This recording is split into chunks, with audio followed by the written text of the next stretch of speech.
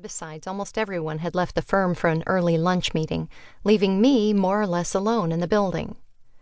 "What do you need?"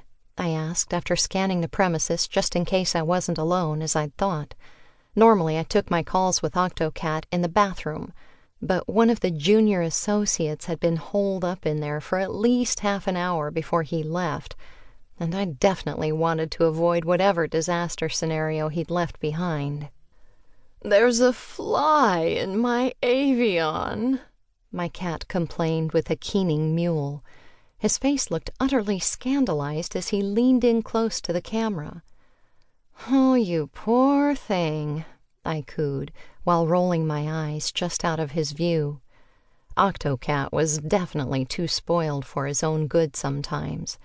But then again, I received a $5,000 monthly allowance for his care, so I really couldn't complain too much. "My thoughts exactly," he answered with a grimace and a sigh. "I need you to come home immediately to rectify this situation." "I can't. I'm at work," I reminded him with a beleaguered sigh of my own, while clicking through my overfull email inbox idly. Octo-Cat growled when he noticed he didn't have my full attention. "I thought you were supposed to only be going part-time now." Why was I constantly explaining my life choices to a cat? He rarely remembered what I told him anyway. We'd had this exact same conversation about my work at least 3 times already. Rehashing it now felt like the ultimate exercise in futility. Still, it was easier to explain yet again than to deal with one of his hissy fits.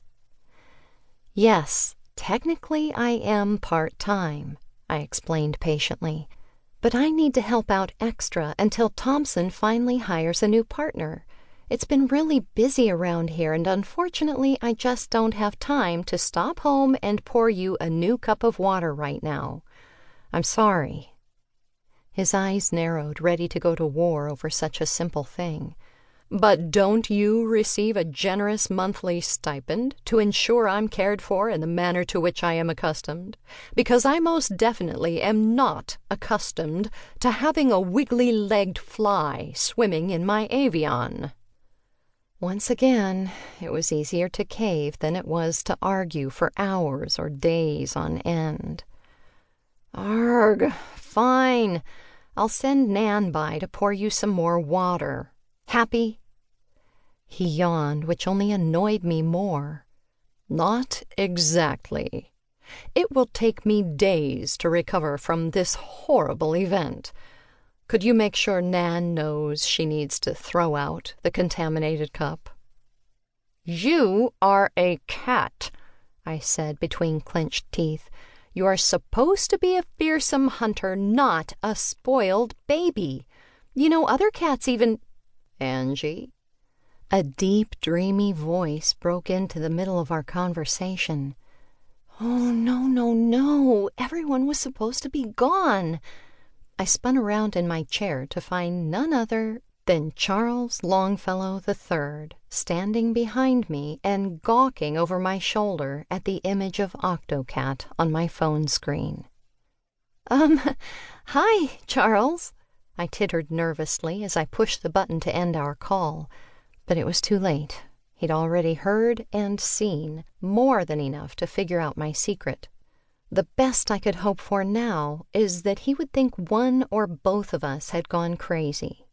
I took it as a good sign that he stood looking at me as if I'd sprouted a second head. Perhaps that would have been less strange than what he'd really walked in on. "Is everything all right?" he asked, raising one thick eyebrow in my direction. The air suddenly felt impossibly thin, like the office had been transported to the top of the nearest mountain. I nodded, desperate for Charles to go away and stop questioning me. "Perfectly all right. Thanks," I lied, wishing I'd inherited Nan's legendary acting skills. As it was, I could tell my colleague wasn't fooled by my feeble attempts to downplay the situation. Sure enough, his voice dripped with sarcasm as he said, "Really? Because it seemed like your cat needed some help with his